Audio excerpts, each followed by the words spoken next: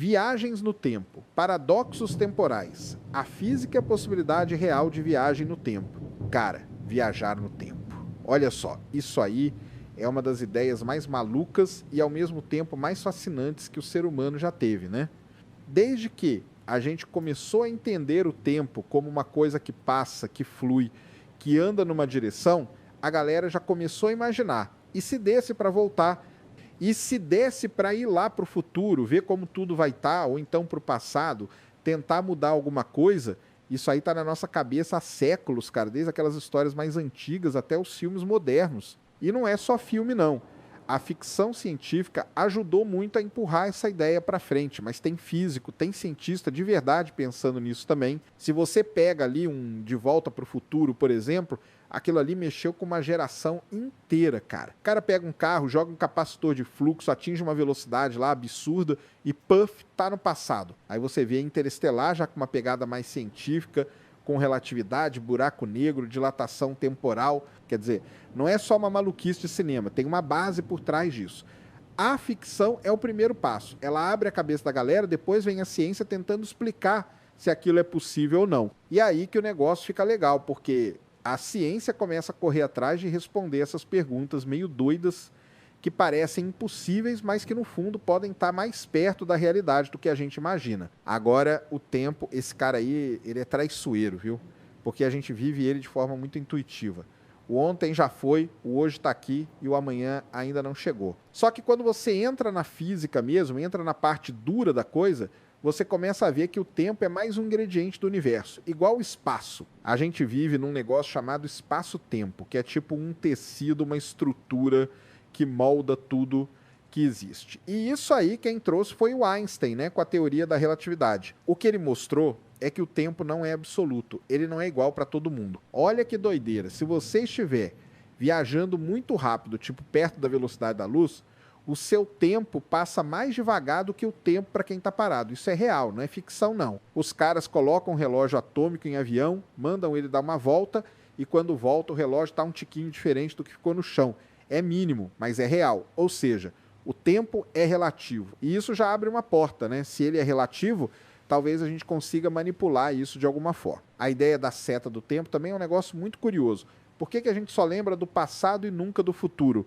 Por que a gente envelhece e não rejuvenesce? A resposta que muitos físicos dão é a entropia. A entropia sempre aumenta, ou seja, a desordem das coisas sempre cresce.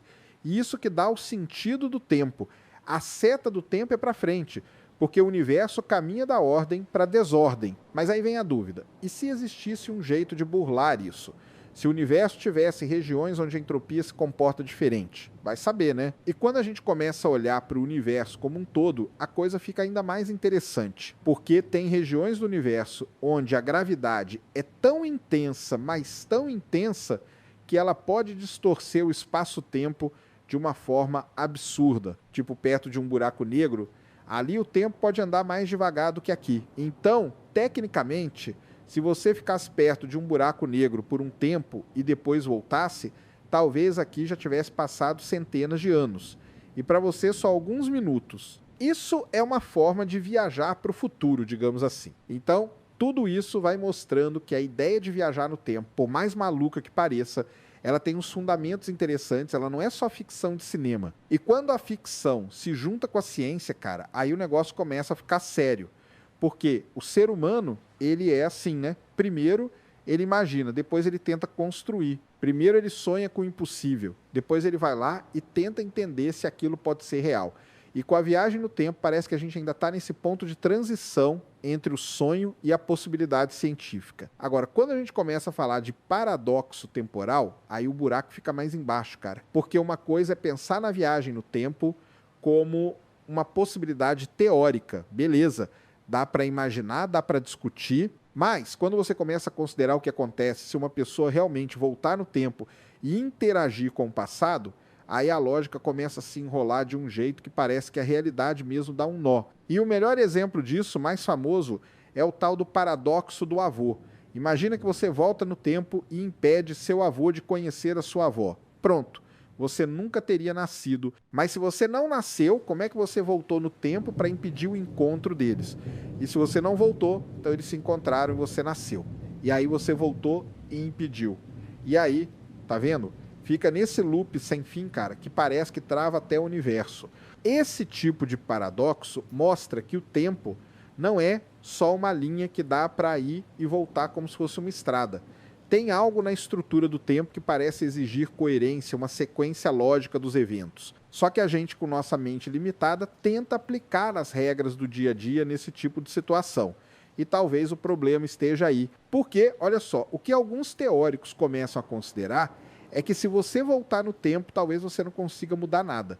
Tudo que você fizer já fazia parte do passado, entendeu? Tipo, você volta e tenta impedir um evento, mas na verdade a sua tentativa é o que causou aquele evento acontecer do jeito que foi. Isso é o que a galera chama de consistência de Novikov, onde qualquer ação que você fizer no passado já estava integrada na linha do tempo. Ou seja, né, não tem como mudar o que já aconteceu, porque sua ação sempre fez parte da história. Parece confuso, mas é uma saída interessante para o paradoxo. Agora, outra ideia que vem surgindo para tentar resolver esses nós temporais é o tal do multiverso. Isso aí ganhou força com a física quântica e depois explodiu de vez na cultura pop. Segundo essa teoria, cada vez que você toma uma decisão, ou cada vez que um evento pode seguir caminhos diferentes, o universo se divide. Então, se você volta no tempo e muda alguma coisa, você não está alterando a sua linha original. Você está criando uma nova realidade, um novo universo. O seu universo de origem continua lá, intacto. E agora existe uma nova versão onde as coisas seguiram outro rumo. Aí não tem paradoxo, porque não tem contradição. O problema é que isso levanta uma outra questão. Se existem infinitos universos com infinitas versões de você, o que significa ser você, né? A identidade vira um negócio relativo também. Mas e quando você mexe com a causalidade, hein? Isso aí é outro ponto tenso, porque o nosso mundo funciona com base em causa e efeito. Primeiro você acende o fósforo, depois vem a chama. Agora imagina se você acendesse o fósforo e a chama aparecesse antes. Parece loucura, mas é esse tipo de coisa que pode acontecer quando você bagunça com o tempo. Tem até aquelas histórias onde uma mensagem é enviada para o passado para impedir uma catástrofe, e aí a catástrofe nunca acontece, e como ela nunca aconteceu, ninguém tem motivo para mandar a mensagem. Então ela não é enviada, e a catástrofe acontece. E volta tudo para o começo. Isso é um ciclo de causalidade que simplesmente não se sustenta. Alguns físicos acham que a própria física do universo tem mecanismos que impedem que esse tipo de coisa aconteça. Como se existisse uma lei de proteção cronológica que barra essas situações ilógicas, tipo, você pode até tentar mudar o passado, mas o universo dá um jeito de te impedir ou então de redirecionar suas ações para que o resultado final continue sendo o mesmo. E tem gente que vai além, dizendo que esses paradoxos são a prova de que viajar para o passado simplesmente não é possível. Você até pode viajar para o futuro com as ideias da relatividade, beleza, mas voltar no tempo. Isso aí talvez nunca role, justamente por causa desses nós lógicos. E o que deixa tudo ainda mais interessante é que a física quântica, que trata das partículas subatômicas, parece lidar com o tempo de um jeito totalmente diferente da física clássica. Lá, os eventos podem acontecer sem uma ordem definida. A causalidade é uma coisa meio nebulosa, tá? Então, talvez a chave para resolver esses paradoxos esteja nesse mundo quântico que ainda é cheio de mistério. O tempo ali parece mais uma possibilidade do que uma linha rígida. Talvez o tempo seja como uma rede de caminhos possíveis e não um trilho fixo. E se for isso mesmo, a nossa noção de paradoxo pode simplesmente desaparecer, porque a gente está tentando aplicar uma lógica linear num sistema que não funciona assim. Agora, quando a gente entra na parte da física mesmo, aí o papo muda de figura.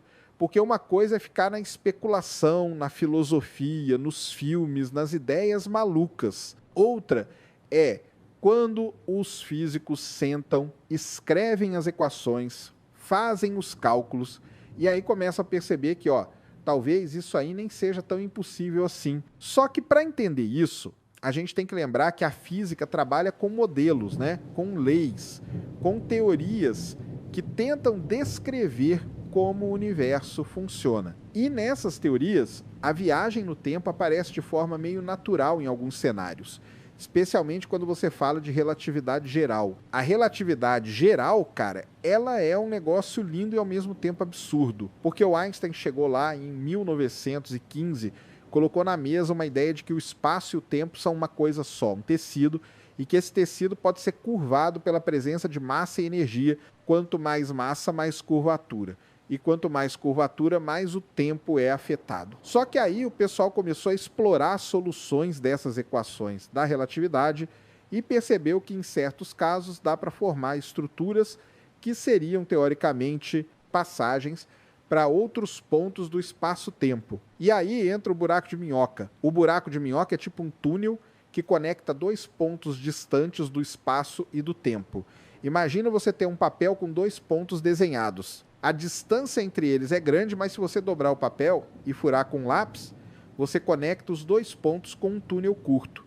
Isso é o que o buraco de minhoca faz com o espaço-tempo. Em teoria, se você conseguisse estabilizar um desses buracos de minhoca, você poderia entrar num ponto e sair no outro, talvez até num tempo diferente.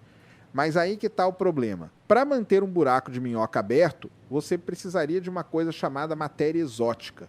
Uma forma de matéria com energia negativa que ninguém nunca viu, mas que as equações dizem que pode existir. E a física não diz que é impossível, só diz que é muito, mas muito improvável. Porque você teria que ter uma quantidade absurda de energia, um controle preciso de condições que a gente mal sabe como medir, quanto mais produzir. Então não é que a viagem no tempo é contra as leis da física. O problema é que ela exige um domínio da física que a gente ainda não tem. É como querer construir um foguete intergaláctico com madeira e martelo. A teoria pode até deixar, mas a prática te dá uma rasteira. Agora, quando a gente fala de viagem no tempo para o futuro, aí sim, isso é real e comprovado. Isso acontece o tempo todo. Quando um astronauta vai para o espaço e fica lá por um tempo, quando ele volta, ele está tecnicamente um pouquinho no futuro em relação a quem ficou na Terra. Isso é dilatação do tempo, efeito previsto pela relatividade especial. E o mais legal é que isso já foi medido com precisão absurda. Relógios atômicos colocados em aviões, em satélites, todos eles marcam o tempo de forma diferente, dependendo da velocidade ou da gravidade ao redor. Então, viajar para o futuro é uma coisa que a física aceita tranquilamente, desde que você se mova rápido bastante ou fique perto de uma grande massa gravitacional. Agora, o desafio maior está em voltar. E aí vem aquela coisa. A física atual não proíbe, mas também não garante. O que a gente tem hoje são teorias que deixam essa possibilidade em aberto. Tem a tal da curva fechada tipo tempo, que é uma solução matemática das equações da relatividade, onde uma partícula poderia teoricamente voltar para o mesmo ponto do tempo. Isso aparece em soluções como o cilindro de Tipler, que seria uma estrutura gigantesca, girando em alta velocidade, capaz de distorcer o espaço-tempo ao ponto de criar essas curvas fechadas. Só que, de novo, isso exigiria condições que estão muito além da nossa capacidade, e aí entra outro ponto. Mesmo que a física diga que é possível, será que é viável? Porque tem uma diferença enorme entre possível e praticável. Você pode dizer que é possível levantar um prédio de ouro maciço, mas ninguém vai fazer isso porque o custo, a logística, tudo é absurdo. Com a viagem no tempo é a mesma coisa. Talvez ela esteja lá, permitida nas entrelinhas do universo, mas completamente fora do nosso alcance tecnológico. E para fechar, tem um detalhe que muita gente esquece. Toda teoria física precisa ser testada. E com a viagem no tempo, como é que você testa? Como você faz um experimento repetível, com controle, para ver se alguém realmente voltou no tempo? Até hoje ninguém apresentou nenhuma evidência concreta, nenhum vestígio, nada que aponte com certeza que esse tipo de fenômeno já aconteceu. A física precisa disso para sair do papel e entrar no mundo real. Então a gente fica nessa entre a matemática que permite e o mundo físico que ainda não mostra. Mas a porta está ali meio entreaberta, esperando que alguém descubra como passar por ela. Então, no fim das contas, cara, talvez o tempo não seja essa linha reta que a gente sempre imaginou. Talvez ele seja um emaranhado de possibilidades, paradoxo e relatividade. E se um dia a gente descobrir como andar por ele, bom, aí o futuro, passado, tudo isso vai ganhar um novo sentido. A vida em outros planetas, exoplanetas e zonas habitáveis. mensagens e sinais extraterrestres. Cara, se tem uma pergunta que acompanha a humanidade desde que a gente começou a olhar para o céu é essa: será que tem mais alguém aí fora? Será que em algum lugar desse universo gigantesco existe outro tipo de vida? Isso aí não é só uma curiosidade, não. É quase um instinto. Desde os primeiros tempos, desde quando o ser humano começou a registrar suas histórias, já tinha essa ideia de que as estrelas podiam ser outras moradas, outros mundos, talvez com seres tão diferentes que a gente nem consegue imaginar. E isso foi evoluindo, né? Saiu da filosofia e caiu no colo da ciência. Porque olha só, a vida como a gente conhece, ela depende de umas condições muito específicas. Água líquida, uma temperatura mais ou menos estável, uma fonte de energia, elementos químicos como carbono, nitrogênio, oxigênio, e até pouco tempo atrás a gente só conhecia um lugar com tudo isso, a Terra. Mas aí veio a ciência, veio a astronomia moderna, começou a fuçar, mandar sondas, telescópios mais potentes, e começou a aparecer coisa interessante. Marte, por exemplo. Aquele planeta vermelho ali do lado, ele já foi muito mais parecido com a Terra do que é hoje. Já teve rios, lagos, talvez até oceanos, e onde tem água, a chance de ter vida aumenta. Talvez não vida inteligente, mas alguma forma simples, tipo bactéria, sabe? E isso já seria uma descoberta histórica. E não para por aí, cara. Tem também aquelas luas que orbitam os gigantes gasosos do sistema solar, que por muito tempo a gente achou que eram só bolas de gelo perdidas no espaço. Só que aí a gente descobriu que algumas delas têm oceanos inteiros de água líquida embaixo da crosta. Europa, por exemplo, a lua de Júpiter, Encélado, lua de Saturno. Os caras observaram geysers de água saindo dessas luas, jorrando para o espaço, o que indica que tem água líquida embaixo. E a água está ali, em contato com o núcleo rochoso, onde pode rolar reação química, pode gerar energia, quer dizer, pode sustentar a vida. Mas aí a pergunta muda um pouco. A gente não está mais só se perguntando se tem vida lá fora. A gente começa a perguntar onde procurar primeiro e como a gente vai reconhecer essa vida se ela for completamente diferente da nossa. Porque, né, a gente está preso ao nosso modelo, vida baseada em carbono que precisa de água, que vive no intervalo de temperatura que a gente aguenta. Mas quem disse que a vida tem que seguir esse padrão vai saber se tem um bicho feito de silício vivendo num lago de metano, lá em Titã, por exemplo. Só que, mesmo assim, a gente tem que começar de algum lugar. Então, os cientistas geralmente focam na vida, como a gente conhece, porque é o que a gente sabe estudar. E tudo isso leva a uma outra coisa importante. A gente não está falando de maluquice, não é papo de ficção científica. Isso é pesquisa séria, é ciência mesmo, com método, com dado, com análise. A NASA, a ESA, a galera do mundo inteiro está atrás disso. Tem sonda explorando Marte, tem missão planejada para a Europa, tem telescópio escaneando o céu em busca de planetas parecidos com a Terra. Tudo para tentar responder essa pergunta que parece simples, mas que pode mudar tudo. Estamos sozinhos? E o mais louco é que mesmo com toda essa tecnologia, a resposta ainda pode estar muito mais perto do que a gente imagina. Pode ser que lá no fundo de uma fissura em Europa tenha uma colônia de micro-organismos vivendo num mar subterrâneo, ou talvez em Marte, bem abaixo da superfície, longe da radiação, existe uma forma de vida que sobrevive em condições extremas. E se a gente encontrar isso, nem que seja uma bactéria minúscula, a conclusão vai ser gigante. Porque se a vida surgiu em dois lugares diferentes do mesmo sistema solar, então ela pode estar por toda parte. A vida fora da Terra, cara, pode não ser aquela coisa cheia de luz, disco voador, alienígena verde, com olhos grandes. Pode ser algo microscópico, escondido no gelo, ou nas rochas, ou nas nuvens de um planeta distante. Mas o impacto disso seria o mesmo. Porque no momento em que a gente provar que não está sozinho, que a vida não é uma exclusividade da Terra, tudo muda. A gente vai ter que repensar nossa posição no universo, nossa importância, nossa história. E talvez a gente perceba que o universo é muito mais vivo do que parece. Só está esperando a gente aprender a escutar. Quando a gente fala de vida fora da Terra, não tem como fugir de uma palavra que virou a chave da pesquisa moderna: exoplaneta. Exoplaneta é qualquer planeta que orbita uma estrela que não seja o nosso Sol. E por muito tempo isso era só especulação. Ninguém tinha certeza se existia mesmo um planeta fora do nosso sistema solar. Até que em 1995 os caras conseguiram detectar o primeiro exoplaneta confirmado. E de lá para cá, o negócio explodiu. Hoje já tem milhares, literalmente milhares de planetas descobertos em outras estrelas. Tem planeta de tudo quanto é tipo, gigante gasoso grudado na estrela, planeta que parece uma super terra, planeta que parece bola de ferro, planeta feito de diamante, acredita se quiser. A variedade é tão grande que a gente começou a perceber que o nosso sistema solar é só mais um no meio de um monte de outros e que talvez ele nem seja o mais interessante. E aí entra um conceito que virou central, a tal da zona habitável. Isso aí é basicamente a região em volta de uma estrela onde a temperatura permite a existência de água líquida na superfície de um planeta. Porque, como a gente já sabe, água líquida é um dos principais ingredientes para a vida como a gente conhece. Então, se um planeta está muito perto da estrela, a água evapora. Se está muito longe, congela.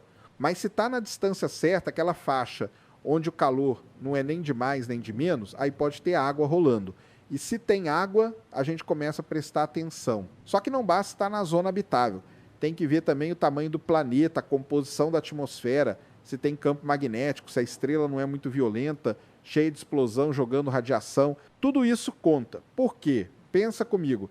Não adianta o planeta estar na zona certinha, mas ser bombardeado por radiação o tempo todo. A vida ali teria que ser muito resistente, ou simplesmente nem conseguiria surgir. Então os astrônomos começaram a olhar com lupa para esses planetas que estão na tal zona habitável e que orbitam estrelas calmas parecidas com o nosso Sol. E aí começaram a surgir uns nomes interessantes, como Kepler 186, Trappist-1, LHS 1140b, planetas que em muitos aspectos lembram a Terra. E isso dá um frio na barriga. E agora entra a parte mais doida, que é como a gente analisa esses planetas.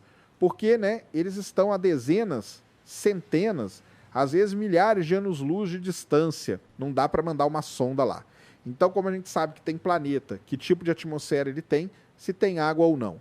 A resposta é luz. Os telescópios pegam a luz da estrela que passa pela atmosfera do planeta quando ele transita ali na frente e essa luz muda. Cada elemento químico deixa uma espécie de impressão digital na luz. Então, analisando esse espectro, os cientistas conseguem saber se tem vapor d'água, metano, oxigênio, dióxido de carbono, tudo isso à distância. É uma engenharia absurda, uma ciência que parece mágica, mas é real. Agora imagina que a gente encontra um planeta com atmosfera rica em oxigênio, com presença de metano, com sinais de água líquida e uma temperatura parecida com a da Terra. Cara, isso aí é praticamente um aviso dizendo que tem alguma coisa viva aqui. Porque, por exemplo, o oxigênio não dura muito tempo na atmosfera sem ser reposto. Ele reage fácil com outros elementos. Então, se tem oxigênio, ou tem processo geológico constante produzindo isso, ou tem vida. Aqui na Terra, quem mantém o oxigênio da atmosfera são as plantas, as algas, o fitoplâncton.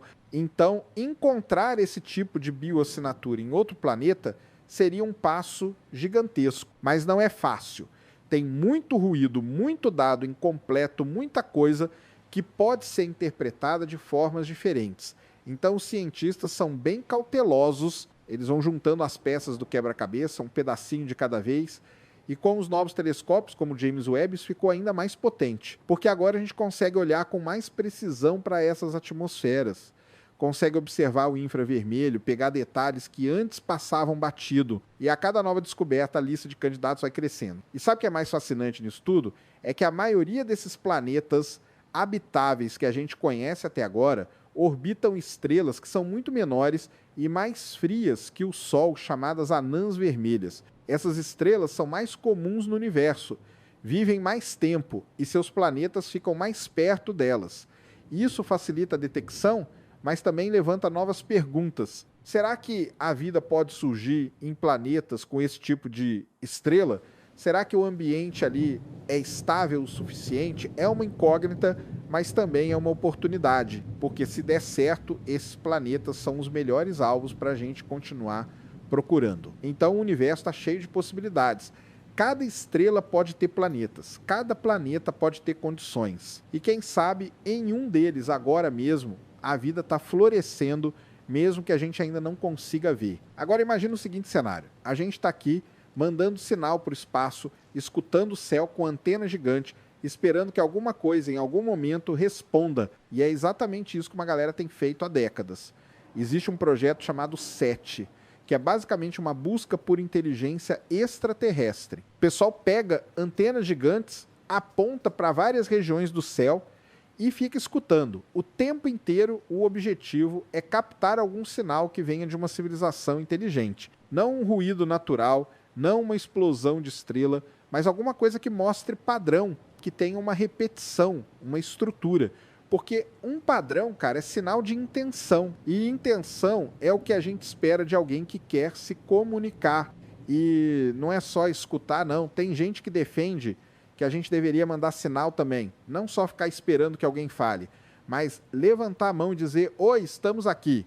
Já mandaram mensagem para o espaço, tipo aquela famosa de Arecibo, em 1974. A galera codificou um monte de informação sobre a Terra, sobre o DNA humano, mandou tudo num feixe de rádio na direção de um aglomerado estelar. A ideia era que, se alguém estivesse ouvindo, talvez conseguisse decodificar aquilo.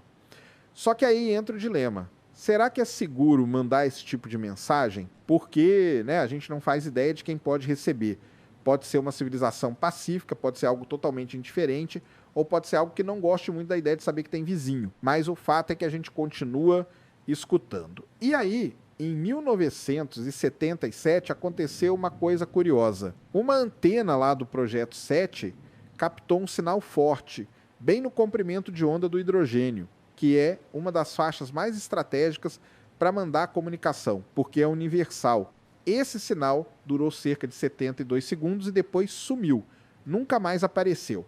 E foi tão fora do comum que o cara que analisava os dados na época escreveu "Uau!" no papel. E até hoje ele é conhecido como sinal UAU. E a grande pergunta é: o que foi aquilo? Um fenômeno natural desconhecido? Um erro do equipamento? Ou uma transmissão real vinda de algum lugar muito distante? A ciência tentou de tudo para explicar. Procuraram o sinal de novo por décadas, usaram outras antenas, olharam de novo para a mesma direção. Nada. Só aquele sinal naquele dia, naquela hora. Não dava para decodificar nada, era só uma variação de intensidade. Mas mesmo assim, deixou todo mundo encucado, porque não parecia natural. E até hoje ele segue sendo um dos melhores candidatos que a gente já teve de uma possível mensagem de fora. Só que também tem o outro lado. A gente está aqui procurando sinais, mas e se as outras civilizações também estiverem só ouvindo? E se todo mundo estiver esperando o outro se manifestar primeiro? Isso criou um problema que os cientistas chamam de grande silêncio. O universo é imenso, velho, com bilhões de estrelas, bilhões de planetas. Se vida é algo comum, onde estão todos? Por que a gente nunca ouviu nada? Nunca recebeu nada? Nunca viu nenhuma nave, nenhum sinal indiscutível? Uma das hipóteses é que talvez existam barreiras naturais. Tipo, as civilizações não sobrevivem tempo suficiente para se comunicar. Ou talvez a tecnologia de comunicação seja muito diferente. A gente está aqui usando rádio, mas e se os caras se comunicam por neutrinos, por gravidade, por alguma coisa que a gente nem consegue detectar ainda? Outra ideia é que existe uma autocensura cósmica. Civilizações que chegam a um certo nível de tecnologia simplesmente param de emitir sinais para não se expor. E se isso for uma regra? E se a gente for os únicos inocentes mandando mensagem para todo lado e todo o resto do universo estiver quieto de propósito, mesmo assim a tentativa continua, porque o simples fato de um sinal aparecer, mesmo que fraco, mesmo que breve, já seria uma revolução. E aí vem a grande questão: se a gente realmente receber uma mensagem, o que a gente faz? Responde? Espera? Mostra para o mundo inteiro? Imagina o peso disso, uma mensagem de uma civilização alienígena. E se for num idioma incompreensível? E se for matemática pura? Ou se for só um sinal, tipo um farol cósmico dizendo existe vida aqui? A interpretação seria um desafio absurdo. E a reação da humanidade, então, nem se fala. Tem também um grupo de cientistas e filósofos que discute o seguinte: será que a gente está preparado psicologicamente para isso? Porque pode parecer que não, mas o impacto de descobrir que não estamos sozinhos é algo que mexe com tudo, cara.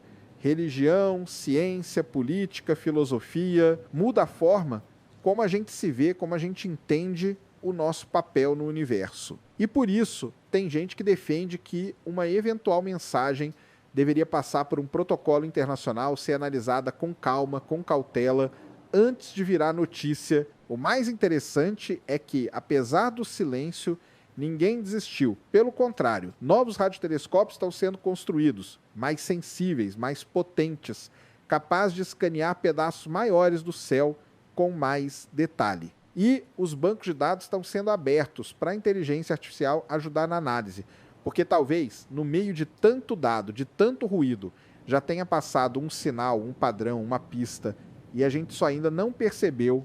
Talvez a resposta esteja ali, perdida entre estrelas distantes, num planeta escondido ou num sinal que passou despercebido.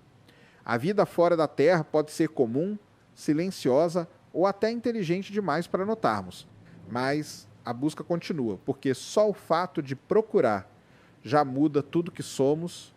O enigma da matéria escura, evidências de sua existência e as teorias alternativas.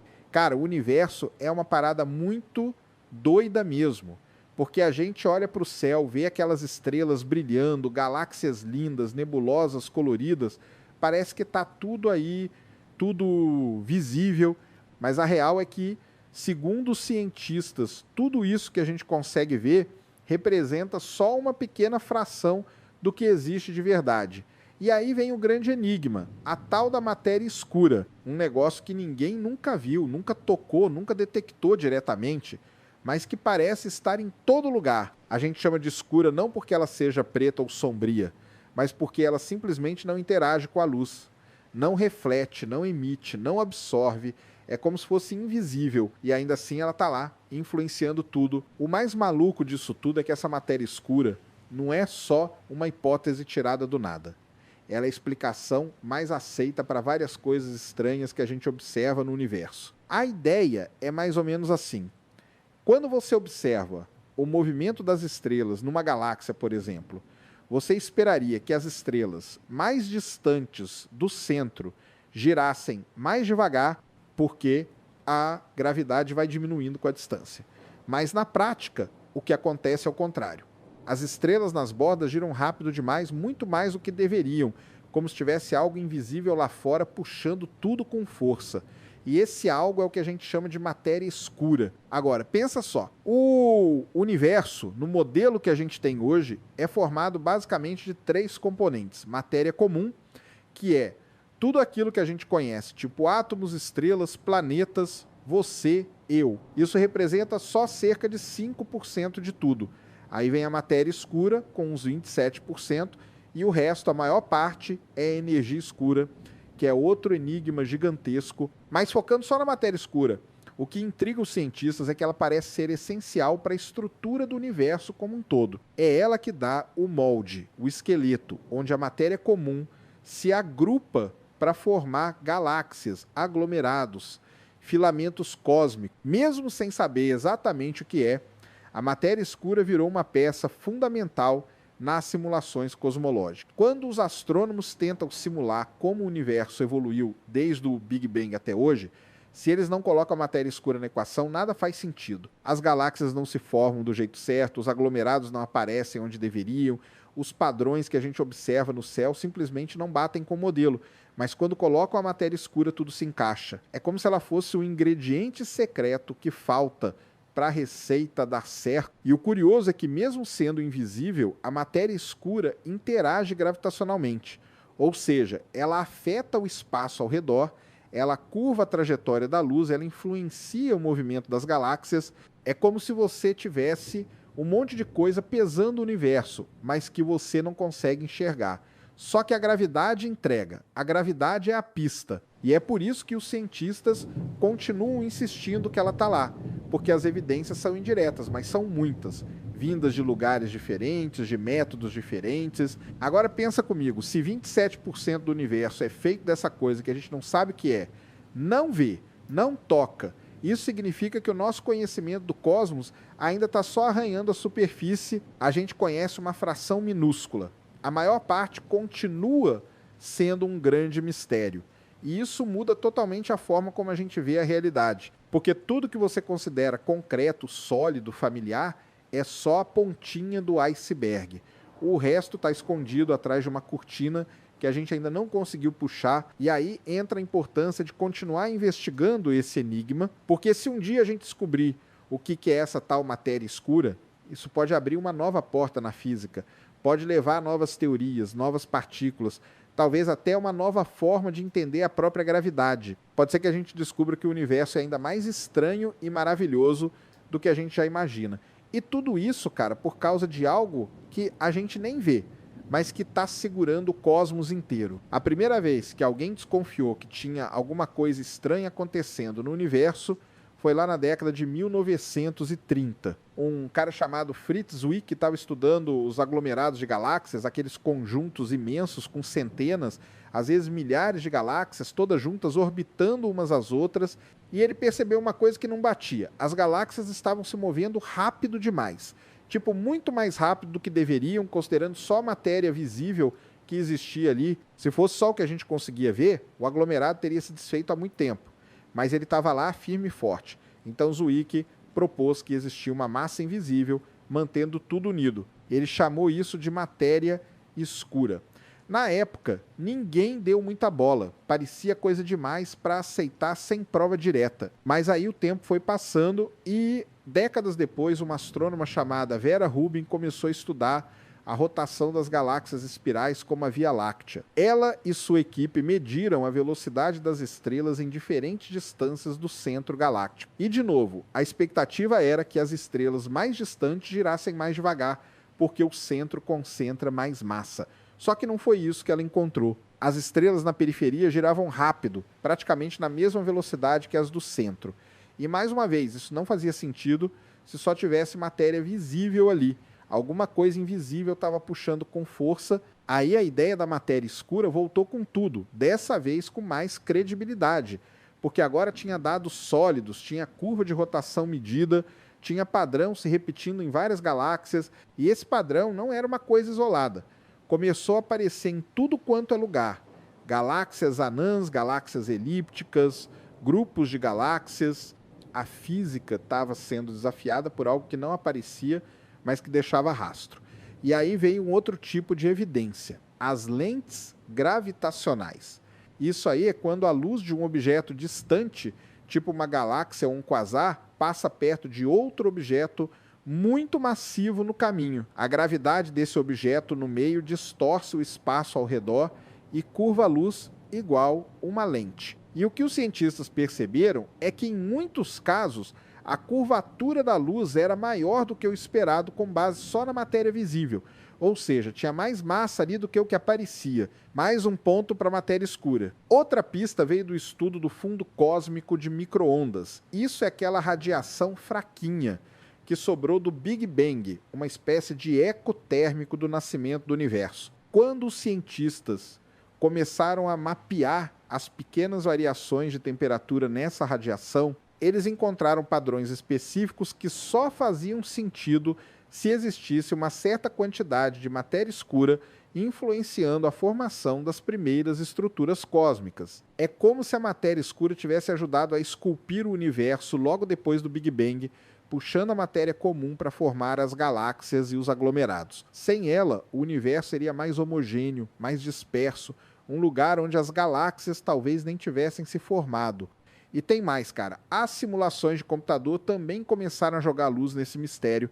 Quando os cientistas simulam a formação do universo com base nas leis da física conhecidas, se eles não colocam a matéria escura na conta, o resultado final não bate com o que a gente observa. As galáxias ficam erradas, os aglomerados não se formam direito, a distribuição de massa fica esquisita, mas quando colocam a matéria escura, tudo começa a se encaixar. As estruturas aparecem nas escalas corretas, os padrões de distribuição se parecem com o universo real.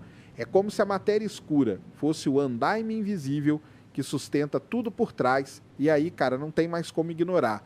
Mesmo sem ver diretamente, a matéria escura virou uma peça essencial do quebra-cabeça. As evidências estão por todo lado. Em observações astronômicas, em simulações, em experimentos indiretos. É como tentar entender um filme com o som desligado. Você vê os personagens se mexendo, a ação acontecendo, mas falta alguma coisa. A matéria escura é esse som que a gente ainda não escutou, mas que explica todos os movimentos. Ela está lá moldando o cosmos, puxando galáxias, distorcendo a luz, influenciando a expansão do universo, mesmo que a gente ainda não tenha conseguido enxergar diretamente. E quanto mais a gente investiga, mais parece que sem ela, nada do que a gente vê faria sentido. Agora, se a gente já aceitou que tem alguma coisa invisível no universo, segurando tudo, puxando galáxias, curvando luz, moldando estruturas, a próxima pergunta que vem é: o que exatamente é essa tal de matéria escura? E aí, meu amigo, começa o festival de teorias. Porque todo mundo tem um palpite, mas ninguém tem a prova. A principal aposta da galera por muito tempo foi numa classe de partículas chamadas WIMPs, que vem de Weakly Interacting Massive Particles. São partículas massivas que interagem muito pouco com a matéria comum, quase nada, mas o suficiente para exercer gravidade. Se essas WIMPs existem, elas estariam passando por você agora mesmo, bilhões delas a cada segundo, atravessando seu corpo como se nem estivesse ali. E você não sente nada porque elas não interagem com os átomos. Elas só estão aí flutuando no espaço, invisíveis, mas presentes. Outra candidata que entra nessa briga são chamados axions, partículas ainda mais exóticas, que surgem de tentativas de resolver problemas na física de partículas, especialmente relacionados à simetria da força forte. Os axions seriam muito leves, praticamente sem massa, mas extremamente numerosos, e se eles forem reais, poderiam formar uma espécie de campo invisível que preenche o universo. O problema é que até agora ninguém conseguiu detectar nem WIMPs nem axions. Os experimentos estão rolando, tem detector subterrâneo ultrassensível, tem câmara criogênica, tem detector de fóton, tem de tudo, mas até o momento, silêncio total. E aí tem uma galera que resolveu olhar para o lado oposto. Em vez de inventar uma nova partícula, por que não mexer na gravidade? Vai que a gravidade que a gente conhece, do jeito que foi formulada, não funciona bem em escalas cósmicas. Aí nasceu uma proposta chamada MOND, ou dinâmica newtoniana modificada. A ideia é que em certas condições, principalmente quando a aceleração é muito baixa, tipo nas periferias das galáxias, a gravidade se comporta de um jeito diferente. Essa modificação explicaria por que as estrelas giram rápido nas bordas, sem precisar de matéria escura. O problema dessa teoria é que ela até funciona bem em algumas escalas, mas falha feio em outras, como em aglomerados de galáxias e no fundo cósmico de micro-ondas. Então, para muitos, ela não fecha a conta. Aí tem também outra linha que aposta num universo mais cheio de matéria comum do que a gente consegue detectar. Esses caras falam dos chamados máquios, que são objetos massivos compactos do halo, como buracos negros, estrelas de nêutrons apagadas, anãs marrons, coisas que não emitem luz, mas que têm massa. O problema é que os astrônomos já fizeram uma série de levantamentos e perceberam que, mesmo somando todos esses objetos apagados, ainda falta muita massa. Não dá para explicar a gravidade observada só com isso. Então os macos também perderam força como explicação principal. E enquanto isso, os experimentos continuam. Um dos mais famosos é o xenon, um detector subterrâneo enterrado numa mina, cheio de xenônio líquido, tentando pegar alguma interação rara entre uma WIMP e um átomo de xenônio. Se uma dessas partículas bater no núcleo, ela gera uma pequena faísca, uma luzinha que os sensores captam. Mas até agora nada convincente. Outro é o Lux Zeppelin, ainda mais sensível, que também está nessa caça. E tem os aceleradores de partículas, como o LHC, lá em Genebra, onde os caras colidem prótons a velocidades absurdas para ver se em meio à bagunça surge alguma partícula nova que possa ser a matéria escura. Até agora nenhuma detecção clara, mas ninguém parou, porque o que está em jogo aqui não é só descobrir uma nova partícula, é entender de verdade do que o universo é feito. Se a matéria escura for confirmada, ela vai ser o primeiro componente totalmente novo da física desde que o bóson de Higgs foi descoberto. E mais do que isso, ela pode abrir caminho para uma física além do modelo padrão, que é o conjunto atual de leis e partículas que a gente conhece. O modelo padrão funciona muito bem, mas ele é incompleto. Ele não explica a gravidade, não inclui a matéria escura, nem a energia escura.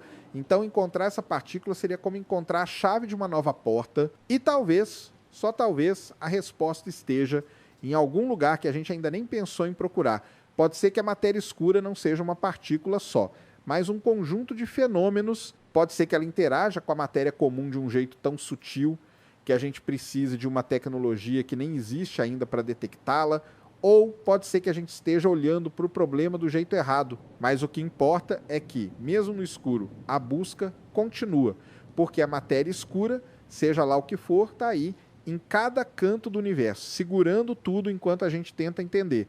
Mas e se, no fim das contas, tudo isso que a gente está tentando encontrar não existir? E se o problema não for a falta de detecção, nem a dificuldade técnica, mas sim o próprio conceito?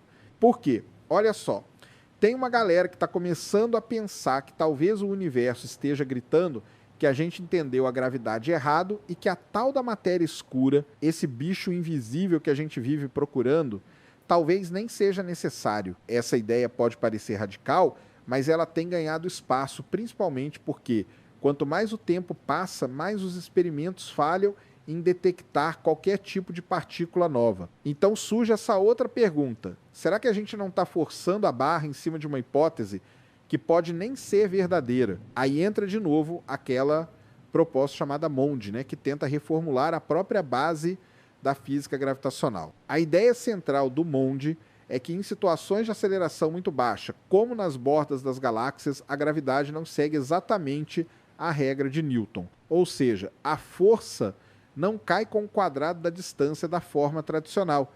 Ela muda o comportamento, suaviza a queda, e quando você aplica esse ajuste, as curvas de rotação das galáxias se encaixam perfeitamente, sem precisar invocar nenhuma massa escura invisível. Parece uma mágica, mas o preço é alto. Você precisa mexer nas fundações da física que sustentam tudo.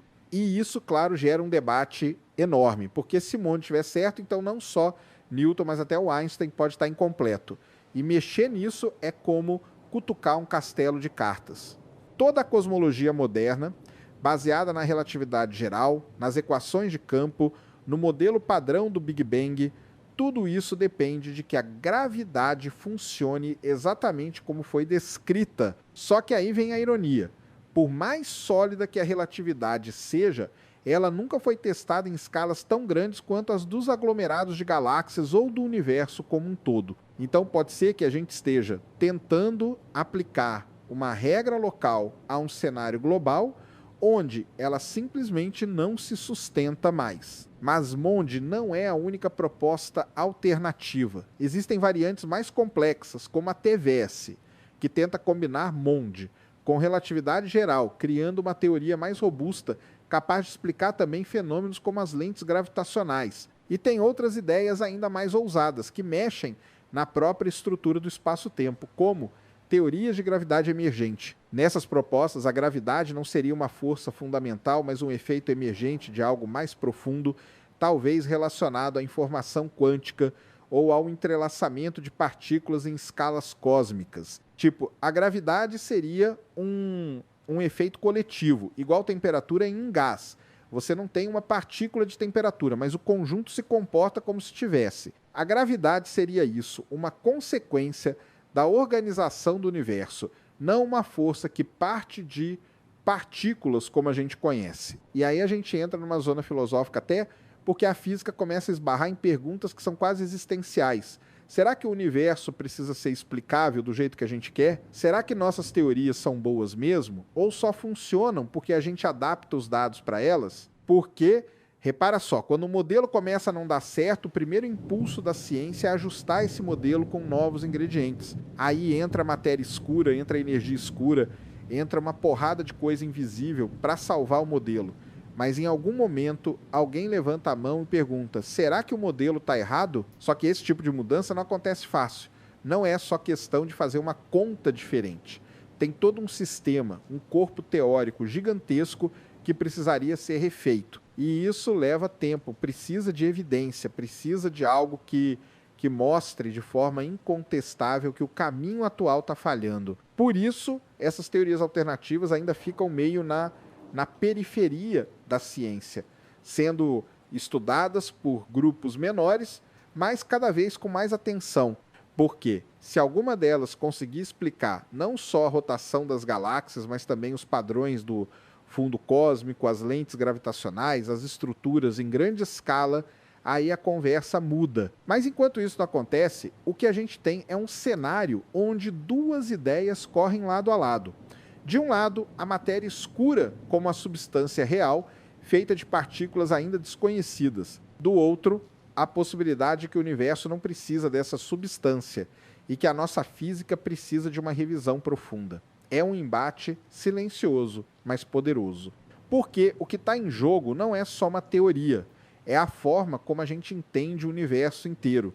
Se for matéria escura, a gente está cercado de uma nova física ainda não descoberta. Se for gravidade modificada, a gente precisa reescrever tudo desde o começo. Seja como for, a resposta está escondida no cosmos e ela vai chegar. Mais cedo ou mais tarde o universo vai nos contar. A gente só precisa estar ouvindo direito. O que mais chama atenção em toda essa discussão sobre matéria escura é como ela escancara, sem piedade, o quanto a gente ainda está tateando no escuro quando o assunto é o universo em escala grande. Porque olha só, o consenso científico hoje aponta que a maior parte do que existe no universo é completamente invisível. E não invisível só no sentido de ser escuro, mas invisível porque a gente não consegue detectar com nenhum instrumento direto. Mesmo assim, essa coisa misteriosa deixa pistas, distorce o espaço, influencia movimentos, molda o cosmos. Então o que os cientistas fazem?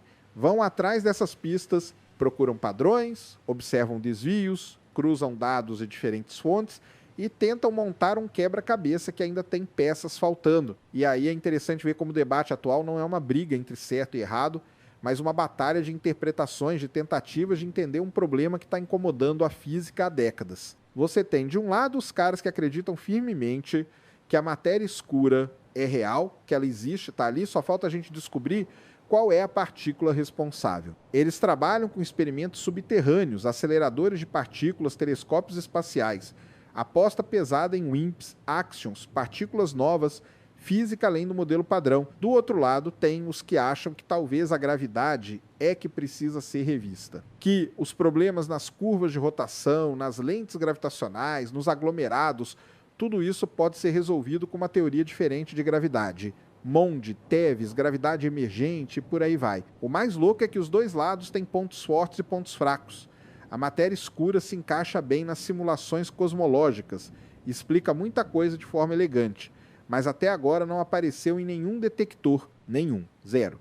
Já as teorias alternativas explicam bem o que acontece nas galáxias isoladas, especialmente nas regiões de baixa aceleração, mas falham em algumas escalas maiores. Então o que está acontecendo é que a física está num impasse.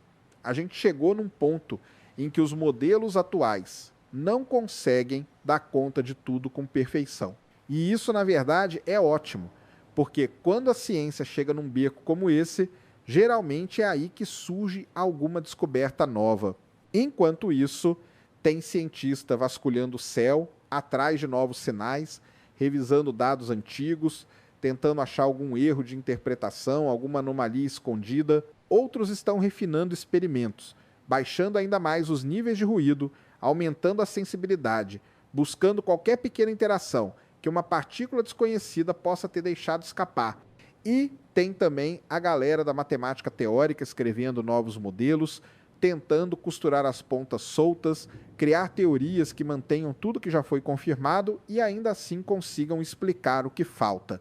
E tudo isso está acontecendo agora, em tempo real. Uma das coisas mais intrigantes que surgiram nos últimos anos foi a ideia de que talvez a matéria escura não seja uniforme. Ou seja, ela não estaria distribuída de forma suave, mas teria variações, grumos, concentrações em certas regiões e quase nada em outras. Isso poderia explicar algumas discrepâncias observacionais, como galáxias onde a matéria escura parece não estar presente, ou outras onde ela parece estar em excesso. Isso também levanta a possibilidade de que a matéria escura tem interações consigo mesma, uma espécie de auto-interação, o que complicaria ainda mais a busca por sua natureza. E tem outra. Algumas simulações começaram a mostrar que, mesmo que a matéria escura exista, ela não precisa ser uma partícula única. Pode ser uma combinação de partículas ou até um campo mais complexo, algo como um fluido cósmico. Isso abriria uma nova categoria de modelos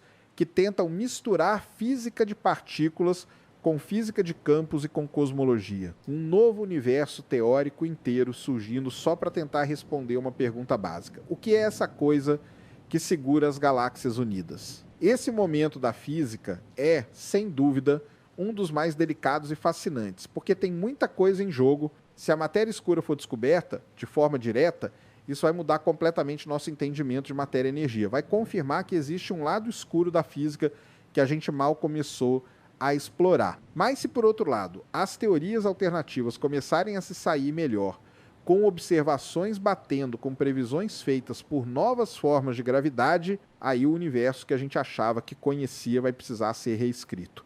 Nenhuma dessas opções é leve, nenhuma dessas conclusões é simples. E o mais interessante de tudo é que a ciência não está parada esperando a resposta cair do céu. Ela está ativa, pulsando com gente do mundo todo dedicada a esse enigma. Porque, no fundo, essa é uma das maiores virtudes da ciência. Ela não se contenta com o que já sabe. Quando algo não bate, quando os dados não fecham, ela questiona. E no caso da matéria escura, tudo ainda está em aberto. As pistas estão aí. Mas o que elas significam de verdade é isso que a gente ainda precisa descobrir. No fim, o universo continua guardando seus segredos mais profundos em silêncio. A matéria escura, real ou não, nos obriga a olhar além do que vemos, a questionar o que sabemos. E talvez, nessa busca, a gente acabe descobrindo não só o cosmos, mas também os limites da nossa própria compreensão. Universos paralelos, teoria do multiverso. Quais são as implicações filosóficas e, claro, científicas? Imagina o seguinte, você acorda um dia e tudo parece normal, mas aos poucos começa a perceber pequenas diferenças. O quadro na parede mudou de lugar. Uma lembrança que você tem com um amigo, ele diz que nunca aconteceu. E aí bate aquela sensação estranha, como se alguma coisa tivesse mudado na realidade. Mas você não sabe exatamente o que. Essa ideia de que pode existir uma realidade paralela, com pequenas ou grandes diferenças em relação à nossa, sempre mexeu com a cabeça das pessoas. Está presente em filmes, livros, séries, mas o mais maluco é que ela também começou a aparecer na física de verdade, né? Não é só ficção científica mais. Tem físico sério, com equação e tudo, falando que talvez o nosso universo não seja o único, que podem existir outros, talvez infinitos, coexistindo com o nosso, ou completamente isolados, cada um com suas próprias versões da realidade. E aí a gente começa a se perguntar, o que seria, afinal, um universo paralelo?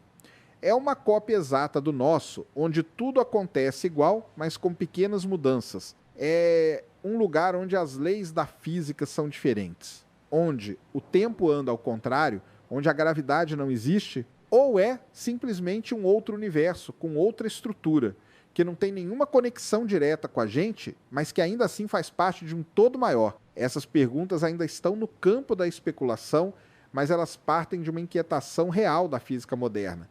O nosso universo é tudo que existe ou é só um pedacinho de algo muito maior? E essa ideia não surgiu do nada. Ela começou a ganhar força à medida que os cientistas foram entendendo melhor como o nosso universo funciona. E quanto mais eles entendiam, mais perguntas surgiam, tipo, por que as constantes físicas têm exatamente os valores que têm? Por que o universo parece tão afinado para permitir vida? Se você muda um pouquinho a massa do elétron, por exemplo, ou a força da gravidade, o universo colapsa ou se torna totalmente estéril. Aí a galera começou a pensar, será que isso é coincidência?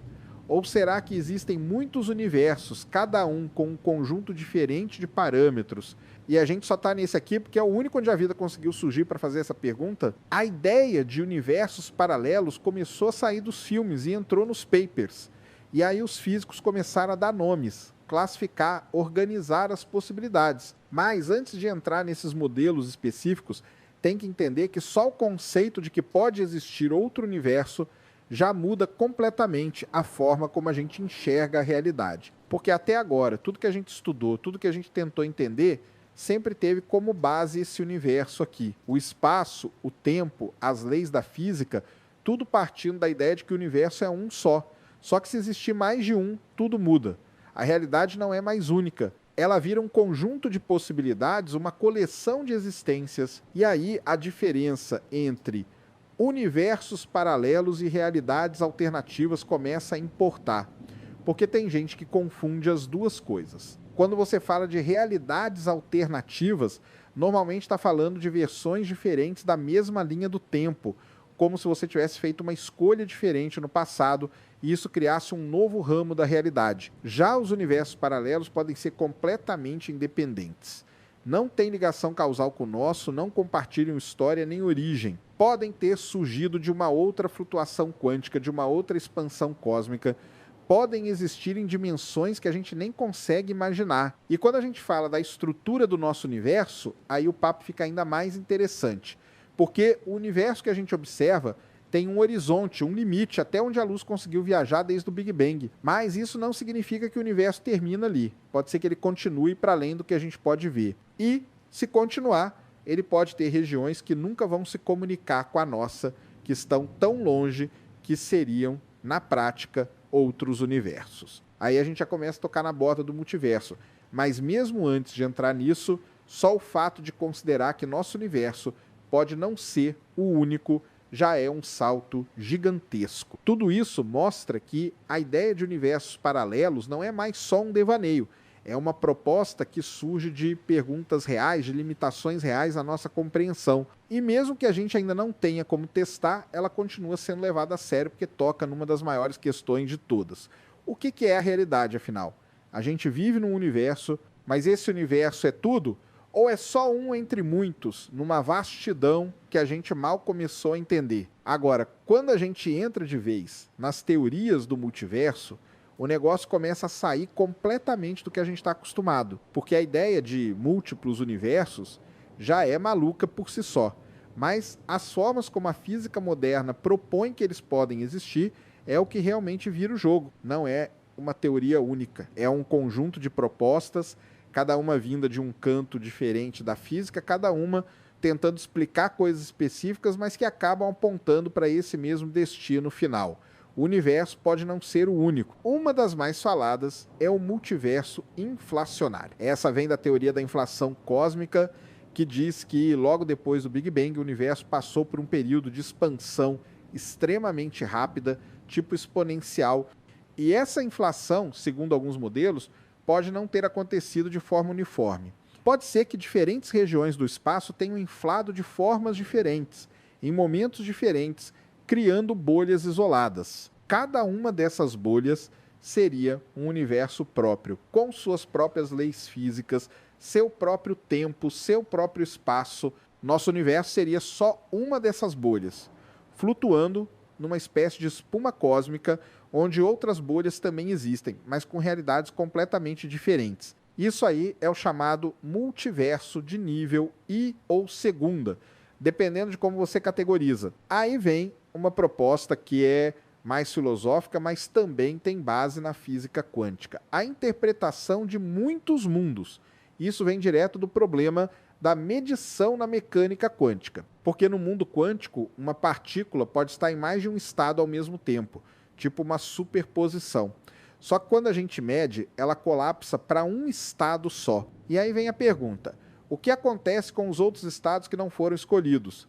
Na interpretação de muitos mundos, todos eles continuam existindo, mas em universos paralelos, cada vez que uma escolha quântica é feita, o universo se divide em várias versões, cada uma seguindo um caminho diferente. Então, segundo essa ideia, a cada fração de segundo, o universo está se ramificando em incontáveis versões, cada uma com uma sequência diferente de acontecimentos. É um multiverso de nível terceiro, onde todas as possibilidades quânticas realmente acontecem, só que em universos distintos, e não para por aí. Tem também a ideia de multiverso baseado na própria matemática. Essa aqui é mais abstrata, mas tem gente que leva a sério. A proposta é que qualquer estrutura matemática consistente é de fato um universo real. Tipo, se as equações fazem sentido, então em algum lugar aquilo existe. É como se o universo fosse apenas uma entre infinitas soluções possíveis de uma equação gigante. E todas as outras soluções também fossem universos reais, com suas próprias realidades internas. Nesse caso, não existe um universo real acima dos outros, mas sim uma coletânea infinita de realidades matematicamente possíveis. Outro ponto curioso é que algumas dessas propostas nem exigem que os outros universos estejam longe. Eles podem estar ao lado, mas em dimensões diferentes. Em algumas teorias da física de supercordas, o universo tem mais do que as 3 dimensões espaciais que a gente conhece. Pode ter 9, 10, até 11 dimensões espaciais, e nessas dimensões extras, que estariam compactadas, enroladas, escondidas num nível microscópico, poderiam existir universos completos, universos que compartilham o mesmo espaço que a gente, mas não interagem porque estão em outras dimensões. É como se fossem camadas de realidade empilhadas, uma em cima da outra, mas cada uma isolada da outra, vibrando em frequências diferentes. E o mais impressionante é que essas ideias, por mais bizarras que pareçam, não surgem do nada. Elas são consequência direta de teorias que funcionam muito bem em outras áreas. A inflação explica a homogeneidade do universo. A mecânica quântica explica o comportamento das partículas. A teoria das cordas busca unificar todas as forças fundamentais. E aí, no processo de tentar entender essas coisas, o multiverso aparece como uma consequência inevitável. Não é que os cientistas estão inventando universos paralelos porque é legal. É porque quando eles seguem as equações até o fim, esses universos aparecem. Agora, o grande problema disso tudo é que, por enquanto, nada disso é testável de forma direta. A gente não tem como observar outro universo. Não tem como ir até lá, nem como mandar sinal, nem como receber informação. Tudo que a gente tem são implicações teóricas, padrões nos dados que sugerem que talvez o universo seja maior do que a gente imagina. E isso cria um dilema enorme. A gente deve levar essas ideias a sério mesmo sem prova direta? Ou será que isso tudo é só matemática sofisticada sem conexão com a realidade? A resposta ainda não existe. Mas o fato de que diferentes áreas da física estão chegando no mesmo tipo de conclusão já é um sinal de que talvez, só talvez, a gente esteja começando a enxergar que a realidade é muito mais ampla do que qualquer um poderia imaginar. A ideia de que podem existir universos paralelos não mexe só com a física. Ela encosta num território muito mais profundo, que é o das implicações filosóficas e existenciais. Porque quando você começa a considerar seriamente que podem existir versões de você vivendo vidas diferentes, fazendo escolhas diferentes, com destinos completamente distintos, cara, isso abala tudo. A noção de identidade, de livre-arbítrio, de tempo, de realidade, tudo isso começa a escorregar entre os dedos, e é aí que o multiverso deixa de ser apenas um conceito físico e vira uma questão sobre quem somos e o que é real. Pensa o seguinte: se a interpretação de muitos mundos da mecânica quântica estiver certa, então, para cada decisão sua, por menor que seja, o universo se divide. Você vai por um caminho e outra versão sua vai por outro. Se você acorda e toma café, existe uma versão sua que escolheu chá. Se você decide ligar para alguém, existe uma outra em que você não ligou. E isso não acontece só com você, mas com todo mundo, o tempo todo. O resultado é um número inimaginável de realidades, todas coexistindo, todas igualmente reais, com incontáveis versões de cada ser humano. Agora imagina o peso disso. Em uma dessas versões, talvez você nunca tenha nascido. Em outra, talvez você tenha seguido um sonho que aqui ficou para trás. O que isso diz sobre o valor das suas escolhas? Sobre quem você realmente é? E aí entra o dilema do livre-arbítrio. Porque se todas as possibilidades acontecem, então o que você escolhe não elimina as outras. Elas continuam só em outro universo. Isso faz parecer que a sua escolha não tem um peso final. É como se você não estivesse definindo nada, só se deslocando de uma linha para outra. Isso incomoda muita gente, porque dá uma sensação de que o controle é ilusório. Mas, ao mesmo tempo, tem um outro lado que diz que essa multiplicidade mostra justamente o quanto a existência é rica, que todas as suas versões são você, e que você é a soma de todas elas, mesmo que só tenha consciência de uma. Outra implicação é sobre o conceito de realidade. Se existem múltiplos universos, todos reais, mas inacessíveis entre si, então o que define o real é o que você experimenta, ou é o que existe, independente da sua percepção? Isso é uma pergunta filosófica pesada, porque mexe com a própria definição de verdade. E Em tempos onde o que é real já anda tão distorcido, essa discussão ganha ainda mais força. A ciência sempre tentou ser objetiva, mas quando entra nesse terreno do multiverso, ela é forçada a encarar questões que antes eram da alçada da filosofia, da metafísica. E tem mais, o multiverso também mexe com a noção de propósito, porque se existem infinitas versões de você, e se tudo que pode acontecer de fato acontece em algum universo, então qual que é o sentido de qualquer coisa? Para alguns, isso gera uma sensação de vazio, tipo, se tudo acontece, então nada importa. Mas para outros é o contrário. O fato de que essa sua versão, essa sua vida, está acontecendo agora, aqui, nesse universo específico, no meio de tantas outras possíveis, isso dá ainda mais valor para ela, porque ela foi a escolhida entre infinitas possibilidades. É como ganhar na loteria cósmica. E num plano ainda mais amplo, o multiverso também toca na questão da origem e do destino. Se existem outros universos, será que eles têm começo e fim? Será que eles se cruzam? Será que existe um princípio maior que rege todos eles? Uma consciência além do multiverso? Isso já beira o religioso, o espiritual.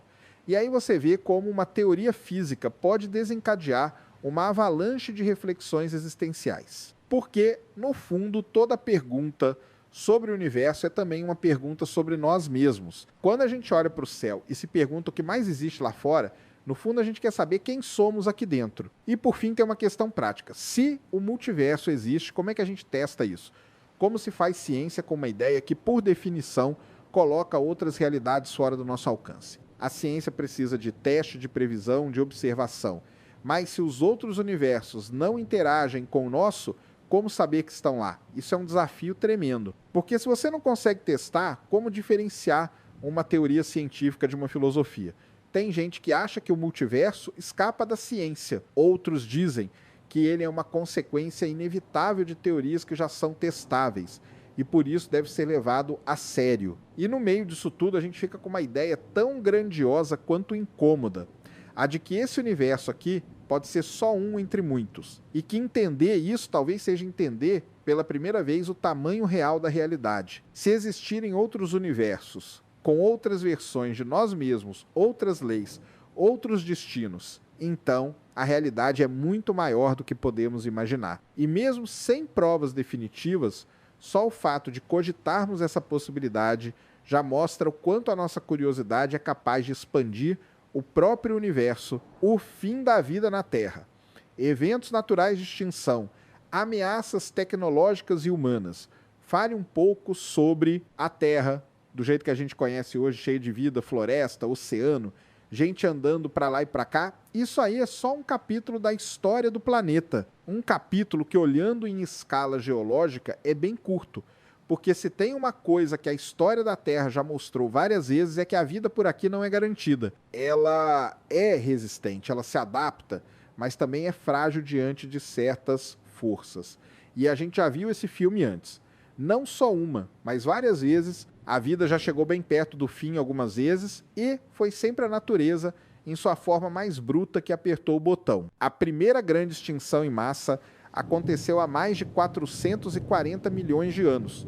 Nem existia bicho andando em terra firme ainda, era tudo no mar. E aí veio uma era do gelo causada provavelmente por uma queda brutal de dióxido de carbono na atmosfera que esfriou tudo. O nível do mar caiu, os habitats sumiram e quase 85% das espécies foram embora. Depois veio outra por volta de 370 milhões de anos atrás, no período Devoniano. Os oceanos estavam mudando, talvez por causa de atividade vulcânica ou queda de oxigênio na água. Muita vida marinha foi embora. Mais uma vez, foi a Terra quem decidiu, mas nenhuma dessas chega perto da chamada Grande Morte, que aconteceu há uns 252 milhões de anos. A extinção do Permiano-Triássico. Aquilo ali foi o verdadeiro reset da vida. Estima-se que 96% de todas as espécies marinhas e 70% das espécies terrestres sumiram. O planeta ficou quase estéril. A causa, provavelmente uma combinação de erupções vulcânicas colossais na Sibéria, liberando uma quantidade absurda de CO2, aquecendo o planeta, acidificando os oceanos, destruindo cadeias alimentares. Um caos total por milhões de anos. E mesmo assim, a vida deu um jeito de voltar. Depois veio a mais famosa, a que todo mundo conhece, a extinção dos dinossauros. Aquilo ali foi há uns 66 milhões de anos. Um asteroide de cerca de 10 quilômetros de diâmetro caiu onde hoje é a península de Yucatán, no México. A energia liberada foi maior que a de bilhões de bombas nucleares, incêndios globais, escuridão por anos por causa da poeira levantada, colapso climático, cadeia alimentar destruída. Os dinossauros não aviários foram junto com um monte de outras formas de vida. E só por causa disso é que os mamíferos, pequenos e peludos na época, conseguiram seu espaço. E eventualmente a gente apareceu. Esses eventos mostram uma coisa: a vida é forte, mas não é invencível. Existem mecanismos naturais que não dependem do ser humano, que têm o poder de apagar boa parte da vida num intervalo de tempo curtíssimo do ponto de vista geológico. E esses mecanismos ainda estão aí. Um supervulcão, como o que existe embaixo de Yellowstone, nos Estados Unidos, poderia causar um inverno vulcânico com queda de temperatura global, colheitas fracassadas, fome, colapso de civilizações. A chance dele explodir a qualquer momento é pequena, mas não é zero. E aí entra a ideia de que o maior perigo não é o que a gente sabe, é o que a gente não tem como prever com exatidão. Outro exemplo é o risco de impactos cósmicos. Existem milhares de asteroides e cometas cruzando o sistema solar. A maioria pequena e inofensiva, mas alguns grandes o suficiente para causar uma nova extinção. Existem programas de monitoramento, sim, telescópios dedicados a mapear esses corpos, mas a verdade é que ainda tem muito objeto lá fora que a gente não conhece.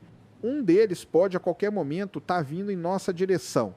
E mesmo que a tecnologia avance, desviar um asteroide não é tarefa simples. Pode levar décadas de planejamento. O aviso tem que chegar com muita antecedência. E o tempo, esse senhor implacável, também vai fazendo seu trabalho. O Sol, que hoje aquece e sustenta toda a vida na Terra, não vai durar para sempre. Em bilhões de anos, ele vai se tornar uma gigante vermelha. Vai inchar, consumir Mercúrio, Vênus e talvez até a Terra. Antes disso, ele vai esquentar aos poucos e a zona habitável vai se afastar. Os oceanos vão evaporar, a vida vai sumir, o planeta vai virar um deserto estéril. Isso é garantido. Pode demorar bilhões de anos, mas é o fim natural e inevitável da habitabilidade da Terra.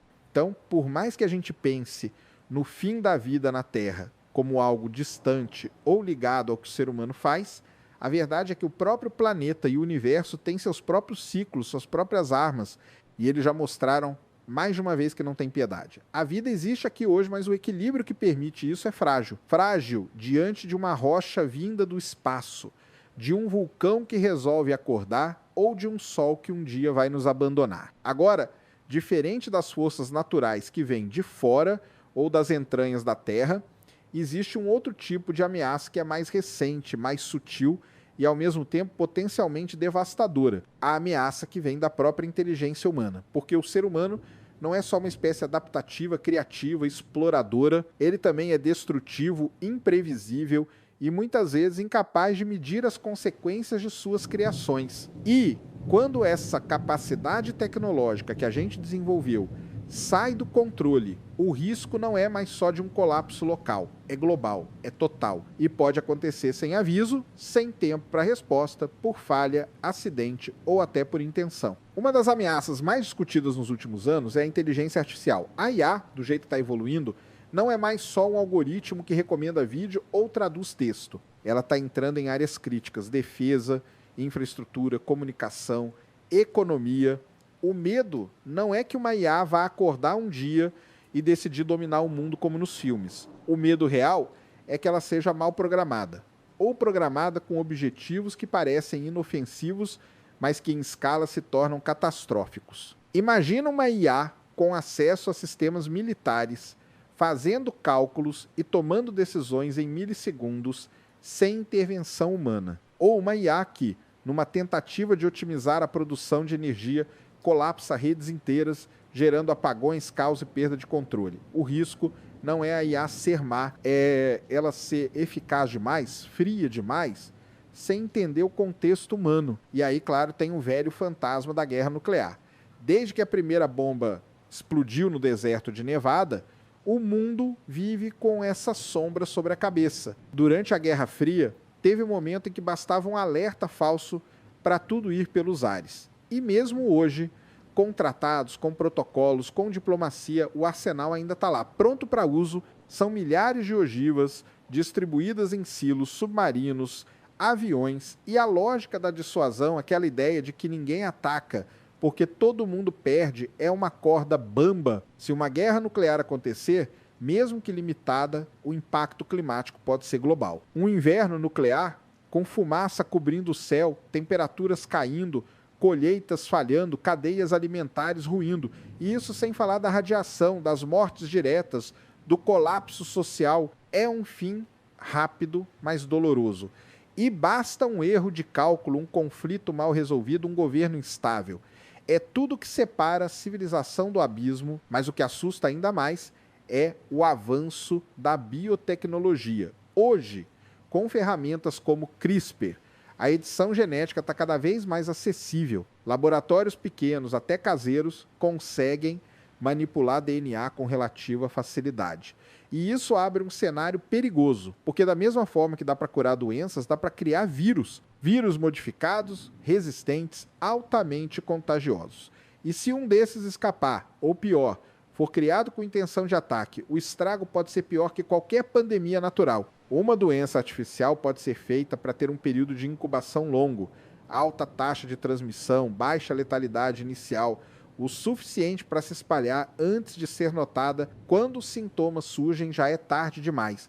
E a gente viu com a Covid-19 o quanto o mundo é vulnerável a esse tipo de crise, mesmo com décadas de aviso. Além disso, tem uma outra ameaça que poucos consideram, mas que está cada vez mais presente: o colapso digital. A gente depende de sistemas conectados para absolutamente tudo. Alimentação, energia, transporte, saúde, segurança, tudo passa por redes. E essas redes são vulneráveis. Um ataque cibernético bem coordenado ou uma falha sistêmica pode derrubar não só um país, mas setores inteiros do planeta. O problema de confiar demais na tecnologia é que quando ela falha, o impacto não é mais isolado, é em cascata. E a gente já viu isso em escala pequena, ataques a bancos, a sistemas de energia, hospitais. Agora imagina isso acontecendo em larga escala, ao mesmo tempo com a intenção de destruir e não só de roubar. Todas essas ameaças têm uma coisa em comum: elas são criadas ou facilitadas por nós mesmos. A espécie que domina o planeta, que ergueu cidades, que chegou à Lua, é a mesma que carrega no bolso as ferramentas para destruir tudo. E diferente dos eventos naturais, que seguem ciclos, que têm ritmos geológicos, essas ameaças são rápidas. Um código executado, uma ordem dada, uma linha de programação errada. É tudo que precisa. E talvez o mais assustador seja perceber que quanto mais a tecnologia avança, mais o nosso controle sobre ela diminui. Porque a complexidade cresce mais rápido que a nossa capacidade de entender e prever. Então, o fim da vida na Terra pode não vir de um meteoro, nem do Sol se apagando. Pode vir de uma máquina, de uma decisão política, de uma sequência de cliques num sistema. Pode vir daquilo que a gente mais se orgulha, a nossa própria inteligência.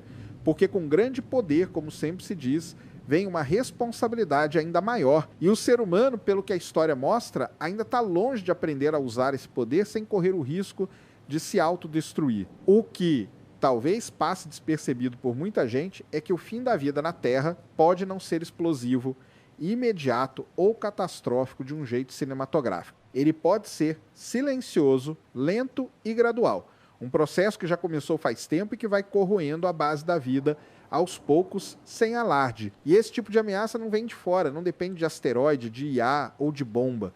Ele vem do nosso próprio jeito de viver, de consumir, de crescer. É o colapso ambiental e social causado por nós mesmos pelo modo como a gente trata o planeta, os recursos e uns aos outros. Não é o fim do mundo, é o fim do mundo como a gente conhece. A mudança climática, por exemplo, não é mais uma previsão, é uma realidade. Os oceanos estão aquecendo, o nível do mar está subindo, eventos extremos como secas, enchentes e ondas de calor estão se tornando cada vez mais frequentes.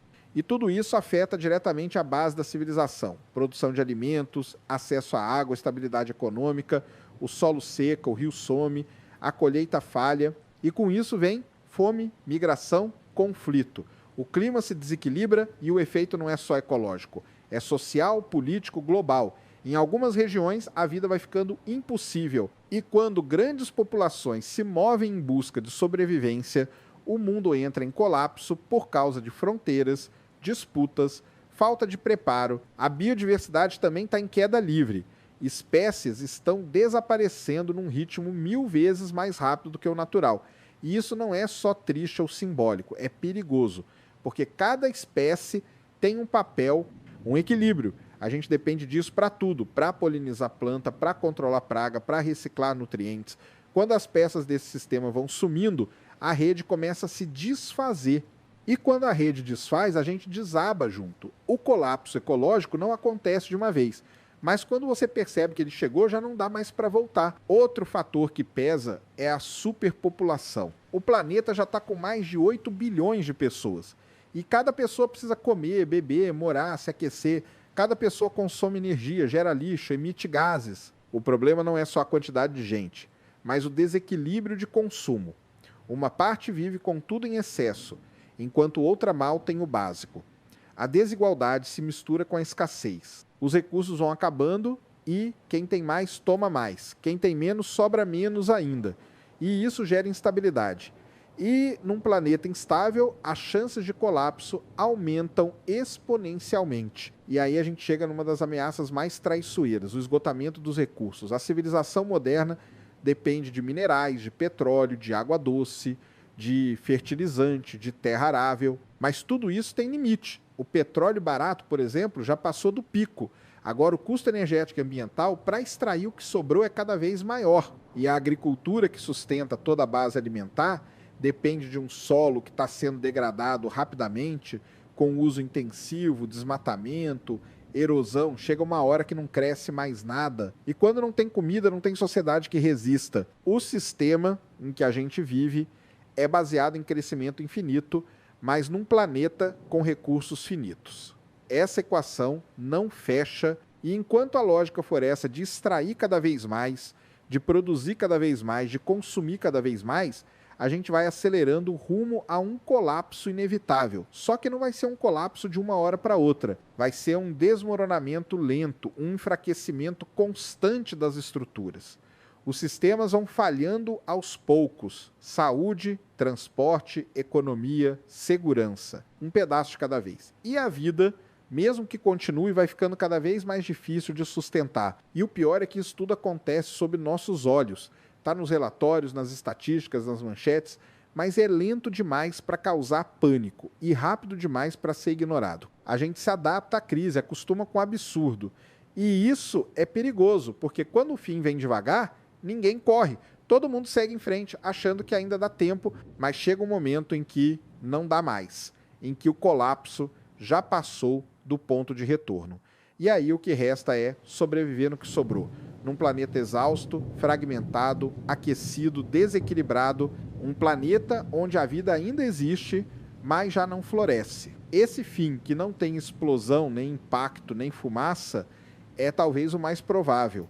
É o fim causado pelo descuido, pelo excesso, pela negação. Um fim que já começou, mas que ainda pode ser desacelerado. A questão é se vamos notar a tempo, porque a natureza não negocia. E se a gente continuar fingindo que a conta não vai chegar, ela vai cobrar do jeito que sempre cobrou, com extinção, com desequilíbrio, com silêncio. O fim da vida na Terra pode vir num estrondo ou num sussurro, mas o que mais assusta é saber que parte dele já começou. Entre forças naturais, erros humanos e escolhas ignoradas, o tempo não para. E talvez a verdadeira pergunta não seja como vai acabar, mas quando vamos perceber